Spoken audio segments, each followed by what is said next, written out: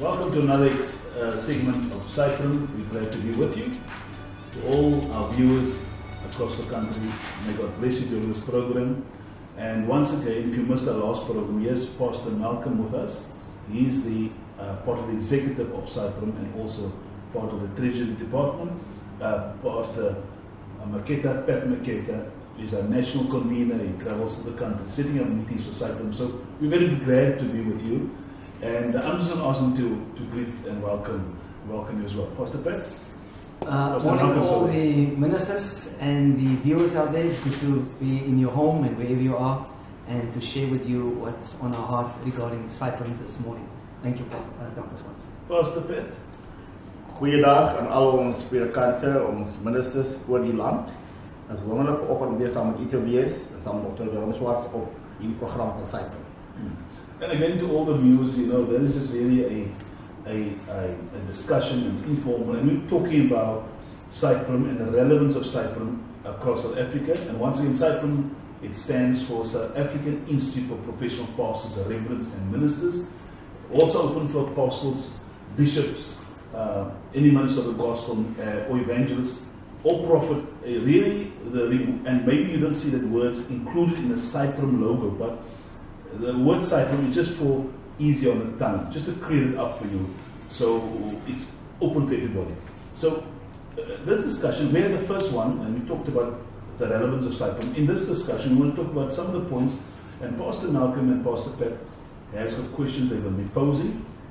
And SAIPPREM, the whole plan and the ethos behind this is that it is a professional body for pastors, reverends and ministers, and we'll be discussing leadership, governance, covering, umbrella body, how to grow churches, the nucleus, how to work the ministry, and there's many more programs and many talks we've been having. And as a minister, if you minister, you're part of the church and you're working in the church, it's relevant for you. And just a reminder, also we're having a conference starting in June the 6th and the 7th in Johannesburg, and those details will be on the screen. Pastor Malcolm, over to you. You've got some questions. Many of these questions are related to our travels and meeting pastors. Pastor Pat is going to start first. Yes, I will start first, Doc. Doc, some of the questions that our ministers and our members posed to us after watching the first segment and also in our travels. Yeah. And one of the questions that they asked, is it really necessary for them to become part or become a member of SAIPPREM? If they already belong, like say, to a fraternal or an organization, why do they really need to join SAIPPREM? Well, that's a good question, and I want to answer it like this. It is of utmost, apart from the CLL work and what they're propagating in South Africa, a part of those work, we believe as a church that, I believe as a leadership, my personal belief, and many ministers we spoke to, the purpose and the necessity to belong to SAIPPREM is that it's a professional body. Yes, you get your covering body and umbrella body, but it's a necessity because we bring the professionalism back to the minister, and it is of necessity. Right? It is a necessity because if you look at the minister itself, the minister does the same work as an attorney or lawyer, even in a greater capacity, but the minister is not recognized. We call it laity, but we don't call it professionalism. And so then the word professionalism or profession has started from the church. We profess Jesus Christ, we profess Him as Lord. So it means that we are special and we professionals in what we do ourselves. So to answer your question, yes, it is necessary because we deal with, besides the professionality, we deal with the church, the governance, the finance, and how to handle this issue, and how to regulate yourself correctly, how to comply statutory, and so forth. The other question also, Dr. Swartz, that comes up, is SAIPPREM the only professional body for ministers in the country, or are there other bodies also? Well, according to SAQA, there are 93 professional bodies. One of it, there is another professional body, but the difference between SAIPPREM and other bodies, others are concerned more on the secular aspect. We are concerned on the spiritual, professional aspect. So when you do say you're a minister, you carry a backing, a quality, a stamp of approval, you've been through the vigorous process, and so there's a difference. I'm just explaining the difference of our professional body. And when you have a SAIPPREM designation, you're qualifying that as a person, you've got a competency level to do what's required.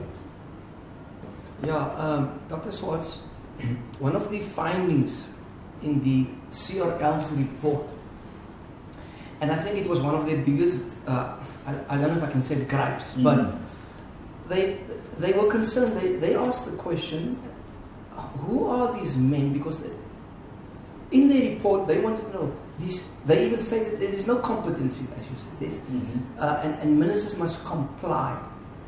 And when we were at the COPTA meeting in October 2017 in Parliament, this was one of the things they raised. And how does SAIPPREM bring the competency and the compliance here? How are we going to have the minister with it? Okay, that's a good point. I think that's everybody. I think it's a general talk. I would say, and to answer you correctly, SAIPPREM, in its work, or when you join SAIPPREM to bring the competency. Now, competency, the Bible says in 1 Corinthians 3:9, the NIV version says that we should be competent ministers of the gospel. Yeah. Competency has different facets.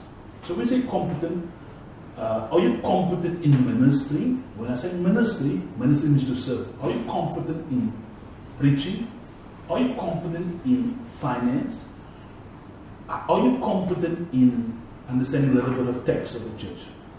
Are you competent in when you share scripture? Is it the correct one or is it out of scripture? So competency, it's a rounded mechanism for all the different subjects or different departments. That's why SAIPPREM will run a 13-week program. Okay. And in that program, we will deal with the many subjects or topics or core fundamentals that you need as a minister to be competent. And when we say competent, most ministers are competent. They are competent in preaching. Of course. But preaching does not in itself is not ministry altogether. There are many aspects, many facets. So when we say the competency level, before we say, there must be competent in the gospel. You must be competent ministers of the gospel. What is he referring to? Just preaching? I don't think so. Are you financially sustainability? Or do churches use the congregants to get money, to gain money? And we don't want to go there because it adds a bad connotation. The ministry in itself should be sufficiency. It should be sufficient in himself.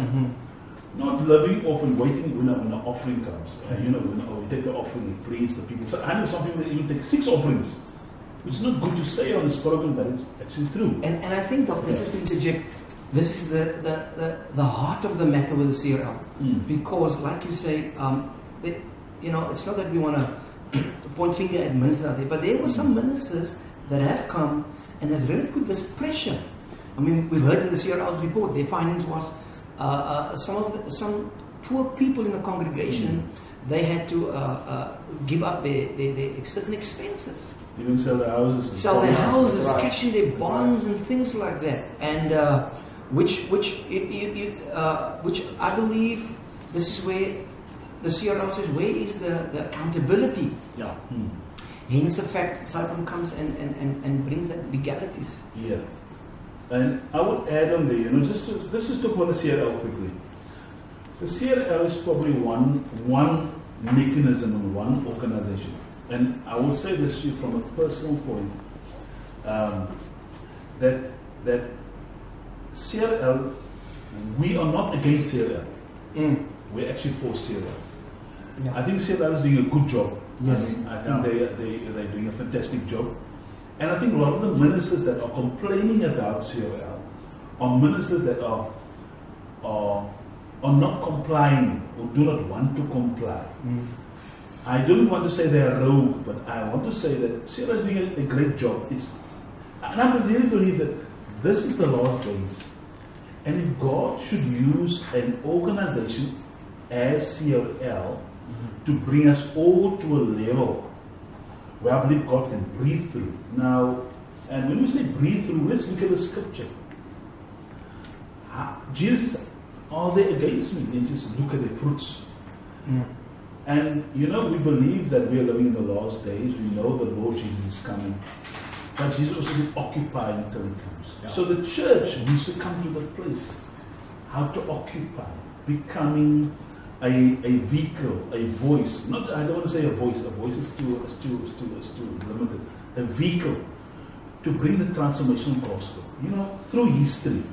If you look at when Jesus was the one. Jesus was the one that he was the instigator to end of slavery, putting women on equality. Right. He brought back the issue of divorce. He said in the beginning it was not so. The disciples questioned him about divorce. He said in the beginning it was not so. In the beginning a man and a husband, there was not meant for divorce. He was the one that talked and brought text in place. Yeah. He said go and catch a fish and a coin would pay. He dealt with the political leaders. Jesus brought in ordinances. So when we say today, love your neighbor as yourself. Who said that? You see, we always bring things to reference. Oh, Mandela said this, and Mandela said this. We quote Mandela said this, but many people say you shouldn't kill. But who said that? You should give to your neighbor. Who said that? Somebody said that, and that is Jesus. And so, and I was bringing it back to the CRL. Yeah, I think CRL is doing a good job. Good job, I must say that. And I believe God's raising up the church to a level where you can use the church as a leading for the church. Dr. Swartz, ministers out there, or some ministers out there are very, should I say, emotional about this point that they say they won't allow government to regulate the church. They don't accept that. Yeah. What do you say about that? Men, I think that minister is correct. We ourselves, we believe in there should be a difference between church and government. Yeah. In Bible days, it was church, it was God that ruled the nation and ruled. He ruled the nation and he ruled the people, and he was government as well. So there should be two that we believe that SAIPPREM believes that government should not regulate the church, but the church should regulate itself. This is why SAIPPREM, the body of SAIPPREM is in place. It's a regulation body, it's a body, and Christians, its own peers, must deal with its own issues. It's actually embarrassing for the world to say the church cannot put the affairs in order. Especially this thing that happened now the other day of where killings took place in the church. The church was involved in the Eastern Cape. It was embarrassing. And the CRL investigated and has warned them. Now the question should ask, are they part of the body? And if they are, why did the organization not put the discipline in place? Are they accountable in some place? Why was there no investigation done from the church side? So that itself is a condemnation to that part of the body. So yes, Dr. Swartz, just to get back to the Shira and discussion, and like Pastor Pat says, we could almost see when we attended the COPTA meeting in government.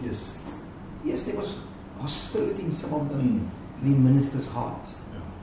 Yeah. And yes, I probably one can understand from a minister's perspective.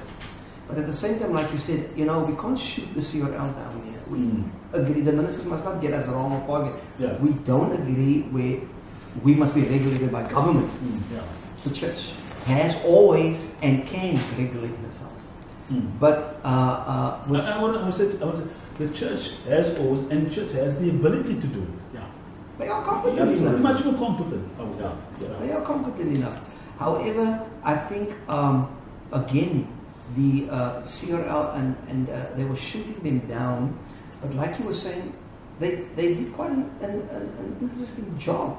The findings, which one can see, this is probably the Lord, because He wants to bring us. I mean, without traveling, Dr. Swartz, around the country thus far, it has unified so many ministers. I mean, I'm speaking from my personal experience. When we've gone to whether it was Beaufort, Northern Cape, Northern West, Johannesburg, Durban, interesting men of God. If it wasn't for this, personally for myself, I wouldn't have known and I think I've mentioned it in our last meeting. There's power in the body of Christ. There's so much professionalism out there. And these are not, of course, on television. We don't see these things. We only hear about a few things. And again, but yes, the CRL has done it. I believe God has used them to a place where it's to bring us together and really show there is professionalism out there. Yeah, it's actually it's unfortunate, that when we talk about this incidents, it's actually unfortunate that these things have come up. There's much more good, much more. You compare this. This is a speck. This is not even a tenth. It's a 0.001% of the whole body. I mean, you cannot. We cannot even say this is part of the body. And we say set up they've done their job. But I would say to you as well, Scripture says, and this is why we are saying that SAIPPREM is the way to go. The spirit of the leader, Ecclesiastes 10:4 says, comes on the people. When a minister is not competent, can you imagine the level or lack that comes onto the people? The spirit of the leader comes on the prophet. Hosea 4:9 says, as priests, as people. The Bible's got a lot to do with leadership, a lot to talk to with leadership. Isaiah 24:2 says the same thing, as priests, as people. So if you look at the priest, you see the people. If the priest is not in place, the people is not in place. So hence the need for SAIPPREM, hence the need for professional body, and hence the need to know that ministers, ministers are powerful, or I would say they're very excited. They're exciting people. They're passionate people. But there should be a framework. There should be in which to operate. If there's no framework, it will be an overspill. It will be overdo and overtalk and overtone. That's why the framework is necessary. I will say this to you. Paul, although he had revelations, Paul himself even said, the reason why there's a thorn in my flesh, because I received the abundance of revelations. 2 Corinthians chapter 12. He said, I received this thorn, and the thorns was not really that he was sick. Many people believe he was sick. But if you look at thorns in Acts, there were people that were coming against Paul. And that drove him to his knees, drove him to seek the Lord. And he had a framework. And after he came, he would go to Antioch and report to the ministers and to the leadership in Antioch, the church leadership. As we said in the last segment, that, the head officers moved from Jerusalem to Antioch. The head was Peter, and then it changed. It seemed like there was a change of leadership to James. And he came and reported to James and said to James what had taken place. He told what was the occurrence, and he would share the revelations. And those they would sit down and agree to. Remember, there was one issue also. Could the Gentiles receive the gospel? Were the Gentiles, remember, because the gospel was preached to the Jews, was it also for the Gentiles? And Jesus gave him the framework. He said, go to all the world and preach. And it was unfortunate that God had to send a vision to Peter. He says, eat. Unclean animals. He saw a vision of unclean animals. And he says, go eat. God had to force him to get back to the framework. Absolutely. And if it means that God is using government, God is using CRL, is using other bodies, we thank the Lord for that, because when God is raising up the body, can you imagine? The church stayed in Jerusalem, preaching only to the Jews. What we have never heard the gospel. Pastor Pat, we've never known each other. Pastor Malcolm, we never came out of the gutters, out of the darkness. We were living in a form of humanism, socialism. But there would be no salvation to us. We would have no peace. So, just to say, Dr. Swartz, like you were saying, God can use even your enemies if He have to. Absolutely. To fulfill His purpose. I was just listening to you, Dr. Swartz. Elisha's, I think it was Elijah. There is rain. There's a drought in the land. But he has ravens. He has water. he doesn't need to worry.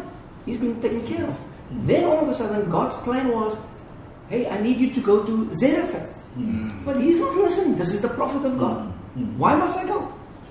I got ravens feeding me. I'm comfortable. Yeah. And God's plan was for the soul of that woman. So what does God do?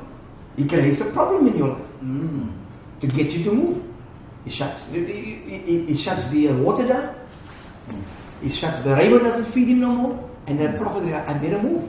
And I believe this can be the same situation. Like you said, Dr. Swartz, I would not have known. Pastor Pat, I'm sure will agree with me. The great men that we've met out there, Amen. God has used this. Amen. So I would say to the ministers out there watching us today, let this not be something to fear gripping our hearts. God has always protected His church and will always, especially for the great men that I've met out there that are preaching the gospel. The Bible says He knows who He is. But I believe God will also want to bring us back in terms of priest and king. And I realized, listening to the great the CRL and their team, I sat in that meeting and realized I didn't listen to all the complaints and the fights. I realized we need each other. We need each other. If we're going to heal this nation, the church cannot without the government, and the government cannot without the church. And I believe that's going to be the day. God, the focus is on this country, Dr. Swartz. And you say that. I want to tell the viewers and you watching us. If you're a minister, take out a pen and paper. I will encourage you to send your requests that we can discuss. But we're going to discuss on many, even doctrinal issues. We're going to cover some aspects. So as a minister, the problem will get more intense. And I would say from the gospel point, it's really for you, the minister of the gospel, you the leader in the church, and you that want to make an impact for the world. I would really advise you, please. We know that we're really talking things really, we just really talking on top of the subject, but there's much more detail to go into. And you were talking, Pastor Malcolm, that God, sometimes God forces and God allows it, I would say. If you find the church, and then this week, I said this in closing to you, the church was so comfortable in Jerusalem for the first 10 years of the gospel. Jesus died after 10 years. And there was just a persecution that was, and the Christians were praying. Yes, they moved in authority, but they were praying. God never seemed to, He allowed the persecution. Because through trials, your faith is purified. So true. And God allows your faith to come out. And these guys saw, and then the gospel was spread, and people, they were forced out to many provinces, but they were forced out, not knowing God, forced out to share the faith. Share the faith. And so at times, and let me say this to you, if the church, and pastors, I want to say this to you, why we say get on board, if you don't get your story, Afrikaans achter mekaar, if you don't get your story in order, your house in order, can I tell you something? God will allow the church to go through persecution, through trials, and there's no necessity for God to allow if we can do our job. You know the Bible says, Revelations, nations will be saved. I believe before the Lord comes, nations are going to be saved. Whole nations. Is it possible? Yes, of course it is. There's many prophecies that revivals are going to start in Cape Town. Now, look at it. We're having revivals in South Africa, and Poland will be Cape Town, but South Africa will be used.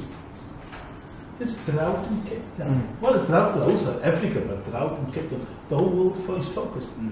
I believe God is allowing the world's attention to be focused on South Africa.